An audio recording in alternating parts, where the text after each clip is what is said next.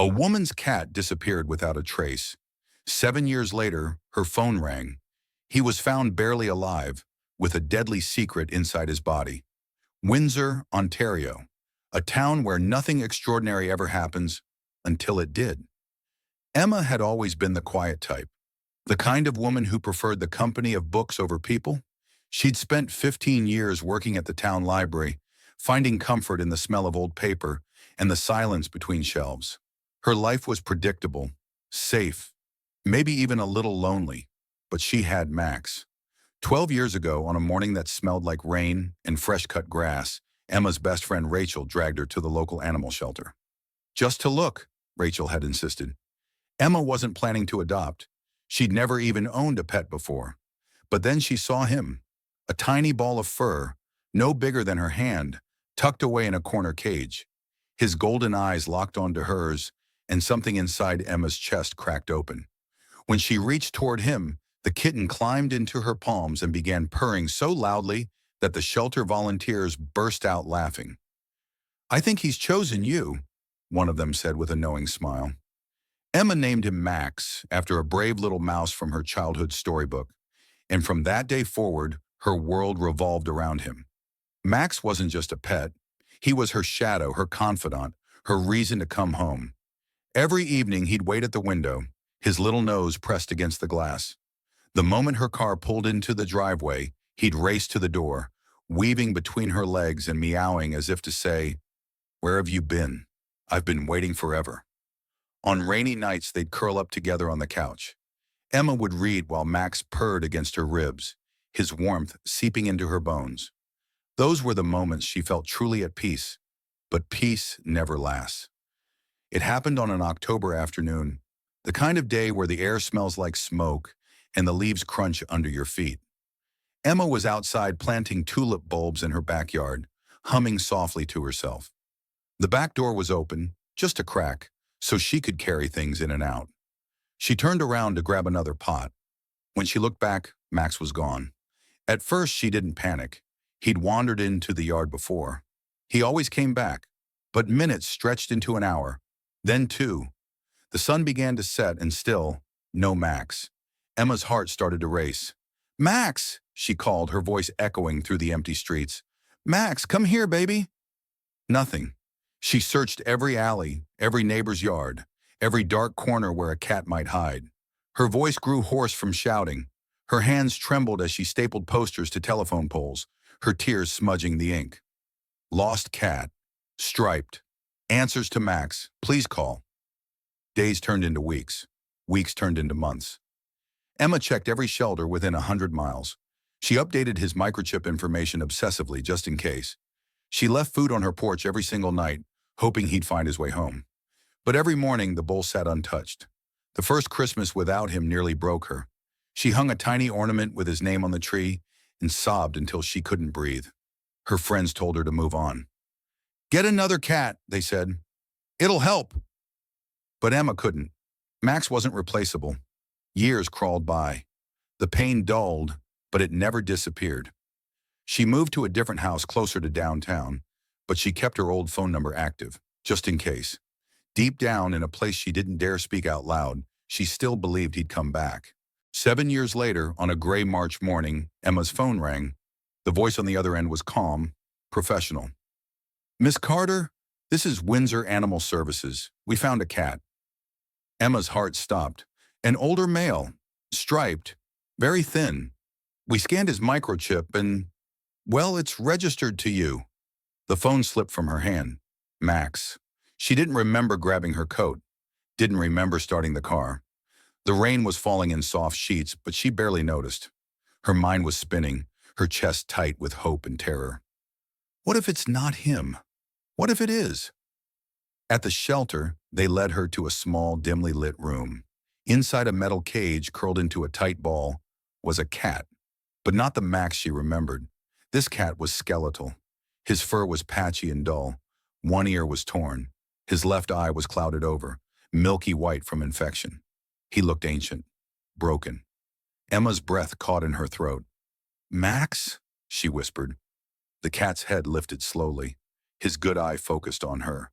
narrowing as if trying to place a memory. Then his nose twitched. He caught her scent, and he purred. It was weak, raspy, but unmistakable. Emma collapsed to her knees, sobbing. She reached through the cage bars and Max, using every ounce of strength he had left, dragged himself toward her.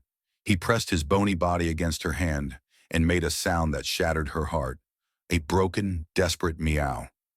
The shelter workers stood in silence, wiping their own eyes. Emma lifted him into her arms. He weighed almost nothing. His head fell against her chest, and she felt his shallow breathing sink with her own. "I've got you," she whispered. "You're safe now. I've got you." The vet's prognosis was grim. Max was severely malnourished. His teeth were rotting. He had multiple infections. His clouded eye would likely need to be removed. "He's been through hell," the vet said gently. "And honestly, I don't know how much time he has left." "I don't care," Emma said, her voice steady. "I'll do whatever it takes." She brought him home to a room she'd prepared with soft blankets, heating pads, and every toy she'd saved from 12 years ago. When she set him down, Max curled into the bed and let out a long, exhausted sigh. He was home. The first week was brutal. Max barely ate. Emma fed him with a syringe, coaxing him to take tiny sips of liquid food.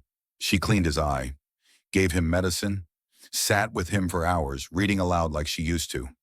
Slowly, he began to improve. His fur regained a little shine. His body filled out, just slightly. He started responding to her voice with soft chirps. One afternoon, Emma shook an old toy, a crinkly ball she'd kept all these years. Max's ear twitched. Then, with great effort, he batted at it. Emma burst into tears, but the trauma remained. Loud noises sent him hiding. Sudden movements made him flinch. He followed her everywhere, terrified she'd disappear again. At night, he'd wake up every few hours just to make sure she was still there. Emma gave him everything: patience, reassurance, love. And then, just when things seemed stable, disaster struck. One afternoon, Max let out a sharp cry and collapsed. His body convulsed violently, foam bubbling at his mouth. "Max!" Emma screamed, dropping to the floor. Her hands shook as she dialed the emergency vet. "My cat, he's having a seizure. Please, I need help. Bring him in immediately." Emma wrapped him in a blanket and ran to her car, her heart pounding so hard she thought it might explode. "Not again. Please, not again." At the clinic, Dr. Harrison met her at the door. After a long, agonizing wait, he returned with x-rays. "Miss Carter," he said carefully, pointing to a bright spot on the film, "there's a metal fragment lodged inside him, probably from an old injury." "Metal?" Emma stared in disbelief. "It's been there for years, encased in scar tissue, but it's shifted recently. It's pressing against vital organs." "Can you remove it?" Dr. Harrison hesitated. "The surgery is extremely risky. Max is old, weak. I'd estimate a 40% mortality rate." Emma's blood ran cold. "And if we don't operate, he won't survive more than a few days." There was no choice. "Do it," Emma said. "He didn't survive 7 years out there just to die now." The surgery took hours. Emma sat in the waiting room, clutching Max's old blanket, praying to anyone who might listen. A nurse came out twice with updates. "We found the fragment. Complications. Blood pressure dropped. Stabilized." Each word felt like a knife. Finally, Dr. Harrison emerged, exhausted but smiling faintly. "We got it," he said, holding up a small container. Inside was a jagged piece of metal, part of a car bumper. Emma stared at it, her eyes burning. "He's in recovery now. The next 24 hours are critical, but his vitals are stronger than expected." Emma was allowed to see him briefly. Max lay on a warming pad, his belly shaved and stitched. His breathing was steady. She leaned down and kissed his head. "You're a fighter," she whispered, "just like I always knew." Max survived. In the weeks that followed, something shifted. He moved easier, purred louder. It was as if removing that old wound had freed something inside him. Life became beautiful again. Emma smiled more, laughed more. She even started dating a kind man named Ben, who volunteered at the shelter. Every evening, Max greeted her at the door with a soft meow. He'd curl up in her lap while she read, his paw resting over her heart. He was home, truly home. One night, as Emma stroked his fur, she whispered the same words she always did. You're safe now. You're loved. And you'll never be alone again. Max purred in response, his golden eye gazing up at her with trust. Some bonds are too strong to break. Some love refuses to die. And sometimes, against all odds, the lost find their way home. If this story touched your heart, share it with someone who needs to hear it. And remember, never give up on the ones you love. They might just be fighting their way back to you. Thank you for listening. See you in the next story.